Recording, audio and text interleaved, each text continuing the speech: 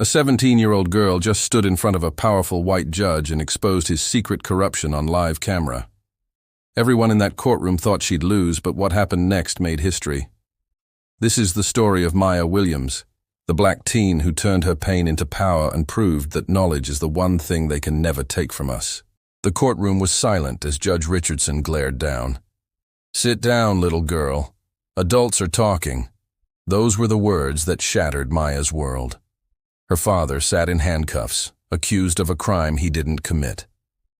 But that moment, it would awaken a fire inside her, a fire that would burn through the walls of injustice. Let's rewind 3 months. In a small Cleveland apartment, Maya sat surrounded by old law books. Her father, Marcus, a construction worker, always used to tell her, "Baby girl, knowledge is the one thing they can't take from us." He worked with his hands but dreamed with his mind, and those dreams lived inside Maya. She wanted to fight for people like her father, people the system too often ignored. Then, everything changed. At the construction site, Marcus caught a drunk crane operator putting lives in danger. When he tried to intervene, his white supervisor, Jake Morrison, shoved him, calling him out of place. Marcus defended himself with a single push. But when Morrison hit his head, the story twisted against him. Suddenly, the security cameras malfunctioned. Witnesses who saw it all stayed silent. And just like that, Marcus was arrested. It was a black man's word against a white supervisor's story. We all know how that usually ends. The public defender barely looked up from his desk. His advice? Take the deal. 2 years. That's the best you'll get. But Maya knew her father was innocent. When the system failed them, she decided to learn the system herself. Every night she devoured law books, alone, hungry for justice, scared, but fueled by a furious love for her father. Until one night, she found something that made her blood run cold. An analysis showing Judge Richardson gave black defendants sentences that were, on average, 394% longer than white defendants for the very same crimes. This wasn't just bias. It was a clear, corrupt pattern. With this discovery, Maya started to build a case. She found a hidden legal clause, a loophole that stated family members could assist in court if the provided lawyer was proven to be inadequate. Her 17-year-old hands trembled as she prepared the documents. When she told her father she was going to defend him, he was terrified for her. "Maya, you're just a kid," he pleaded. "No, Dad," she replied, her voice steady. "I'm your lawyer now." The day of the trial, the courtroom was packed.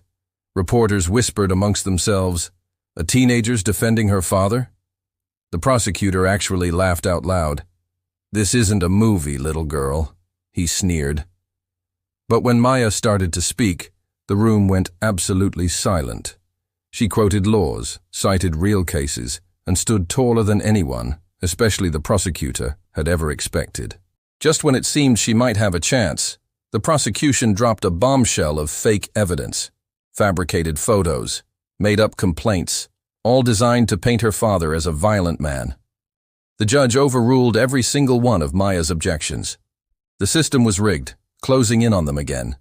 For a moment, Maya almost broke, but then she remembered the USB drive, the one given to her by Carlos, the security guard who had risked his job, and maybe more, to save the real, unedited footage.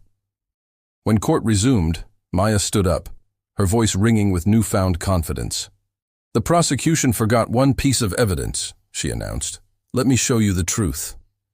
She played the security video. The entire courtroom watched, captivated, as the footage clearly showed Morrison attacking her father first, and Marcus only pushing back to defend himself. The gallery gasped. The jury leaned forward, their eyes glued to the screen.